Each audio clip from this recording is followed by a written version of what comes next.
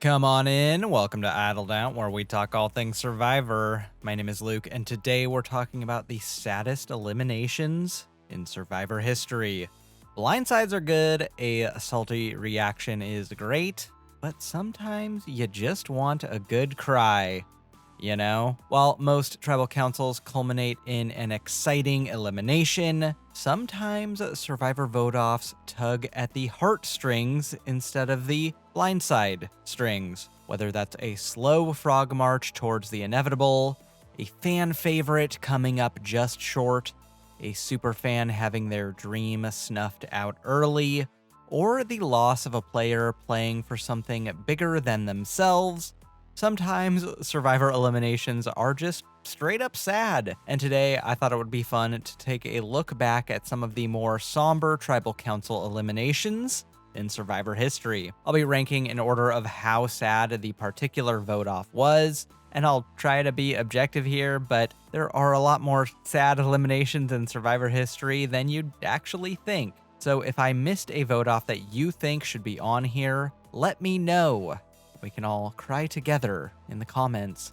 So put on the Siri music, win a million hearts, and reach for the tissues. What? No, not like that. As we take a look back at some of the saddest eliminations in Survivor history.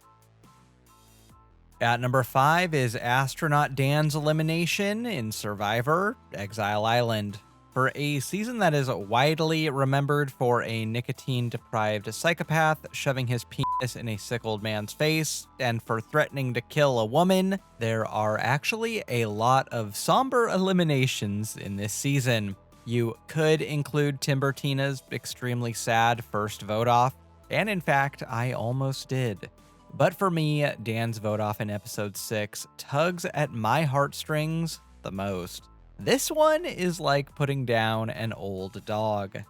Dan was kind, sincere, and in a decent spot in the game, in a tight alliance with Terry, Austin, and Nick a round away from the merge, with Sally as a buffer in case Lamina goes to Tribal Council again. But when Kasaya wins immunity in episode 6, they're given the option to send someone from Lamina to Exile Island who will miss Tribal Council completely. And they send Sally, correctly suspecting an all-male alliance. Boy, what gave it away?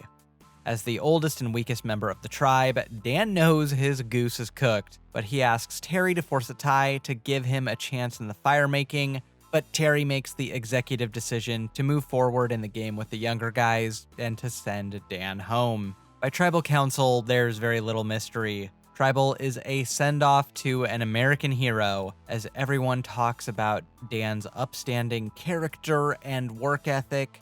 And, come on, I've made fun of how this guy never shuts up about having been to space, but can you blame him? He's one of the only Survivor players that has his photo on Wikipedia for accomplishing something outside of reality TV, and it isn't just him uploading it over and over and over again after it gets deleted. Terry, Austin, and Nick even stand for Dan and salute him on his way out the door. Look, I've made fun of this vote-off in other videos for its corniness, and yeah, but on a recent rewatch, I actually appreciated this sincere moment in a season of chaos. Even if you can practically hear the American flag flapping in your ears during it. At number 4 is Janet's elimination in Survivor Island of the Idols. This one hurt. After putting her neck on the line at the merge, put her own game aside, do the right thing, and just vote out her own ally Dan, Janet was instead gaslit and bamboozled at the merge when Kelly went home. She put her own game aside to do the right thing, and for what? After spending the rest of the merge clawing her way back into the majority alliance, Janet is finally in power again towards the end, which is good because she's about the only rootable person in this cast left.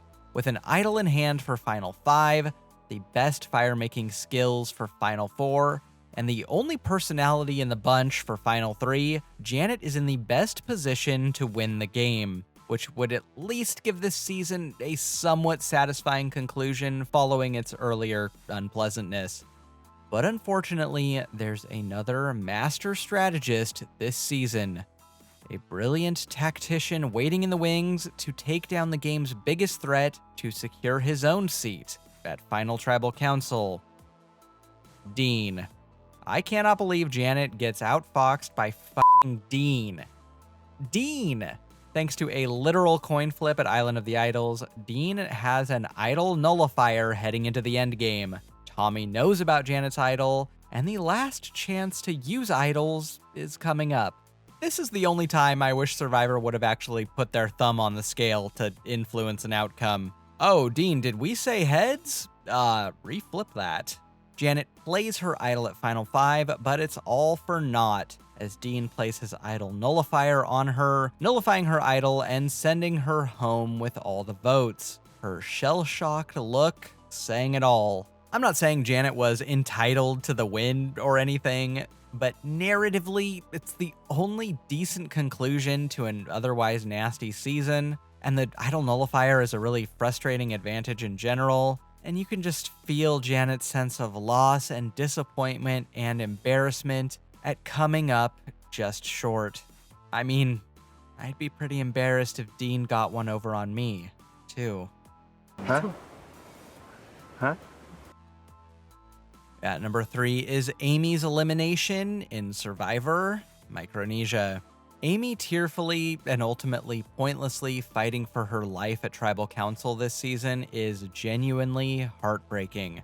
Now, granted, Amy dug her own hole here. She made it one round shy of the merge, but every move she made and alliance she plotted this season seemed to fizzle out. From her initial alliance with Eliza, Penner, and Yowman, aka my literal dream all-star alliance, fizzling out almost immediately, to her attempted post-swap blindside of Ozzy, which was just a little too cute by half.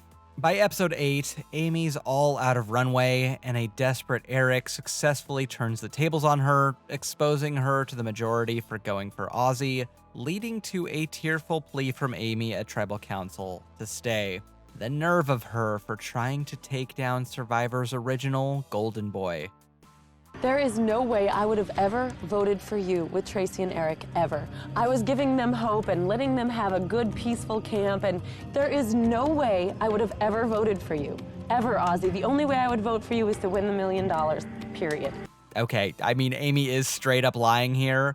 She was gunning for Ozzy with Tracy and Eric, and there is a way she would have voted for him with Tracy and Eric. It was literally her plan. But very rarely do we see someone beg this passionately on Survivor when there's literally nothing they can do to save themselves. This is bordering on Banu territory, except I'm actually rooting for Amy to stay.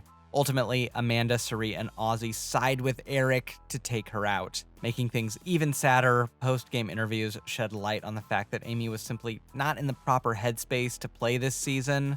Sadly, before going out to the show, one of Amy's close friends passed away, and her mental state was very much impacted by that. Amy was taken out just as her Micronesia game could have started gaining steam. She was a single immunity challenge away from making the merge and potentially even joining up with the Black Widow Brigade. Is anyone more fit for an honorary position in that alliance than her? I mean, she had the idea of blindsiding Ozzy before it was cool. At number 2 is Ciri's elimination in Survivor, Micronesia. By day 38 of Micronesia, Siri had done as well as you possibly can and gone as far as you can go in this game. She led one of the most dominant alliances in history and pulled off blindside after blindside. She had strong social connections with every single post-merge player, and despite having everyone's blood on her hands, they all still adored her personally and respected her strategically. And though we all know it would be a close vote, she enters the final 3 with Parvati and Amanda with, in my opinion, the most win equity out of the 3. Wait, what day did I say it was? Thanks to an ever-increasing amount of quits and medevacs this season, The planned Final 3 for this season was downsized to a surprise Final 2. Conventional TV production wisdom holds that because James left due to injury so late in the game, and less than 24 hours after Jason was voted out, there was no real way to make his medevac its own episode with so little footage, which is what this elimination would have otherwise been. So it was decided to shove his medevac into the next Boots episode, the Alexis vote-off. Now the producers are in a pickle. You can't have a non-elimination episode, and you also can't have the players just sitting around not voting and doing nothing for days on end. So a reward challenge was converted into an immunity challenge, and the final 2 was introduced. This is just my speculation, of course, but it's pretty widely agreed upon that at the very least, the numerous quits and medevacs this season required the show's format to change, including the change from a planned Final 3 to an unplanned Final 2. Nowadays, with larger juries, the show gives itself some wiggle room. But back then, they just didn't know how to properly account for unforeseen circumstances. Anyway, all that to say, Siri probably thought she made the final tribal council as Natalie was walking out of the game. After Amanda wins the next immunity, Siri petitions her to stay, but it doesn't seem like there's much she can do. Siri pitches to Amanda that the jury will be bitter against her, and Amanda is not buying it. Nevertheless, it doesn't make her having to vote out Siri any easier. At Tribal, an even more doe-eyed Amanda than usual casts the sole vote to eliminate Siri. And for the second time, Siri makes the end game, but comes up just short. And these final words hit like a ton of bricks. Here I am again, coming up just short. HB, John, Jamil, Jared, Mom, Dad, sorry. I tried my hardest. Just wasn't meant to be. See, Rupert? This is how you do so much for my dreams, but I actually feel bad for you. At number 1 is Ethan's elimination in Survivor, Winners at War. Any of these legends going early this season would have hurt. Yeah, okay, except him, and kinda him. But Ethan going so early hurt worst of all. Ethan hadn't played Survivor since Season 8, and as he says on Winners at War, his return to the game in Season 40 is nothing short of a miracle. He'd had a public battle with Hodgkin's lymphoma for years and is now cancer-free, but to even return to Survivor to play in 2019, let alone to be alive, was a long shot. Ethan's return went all right, and he seemed able to keep pace with the newer game, quickly aligning with Parvati and Rob. But this season was an absolute slaughter for the pre-Season 20 players, and I think it was Ethan's elimination that set the tone of the pre-merge to come. In the 4th round of the game, Ethan ends up the target kinda late, largely as a way to weaken Parvati and Rob. And I don't dispute that this was a good move for Michelle and Jeremy and almost everyone else on this tribe, but it still sucks.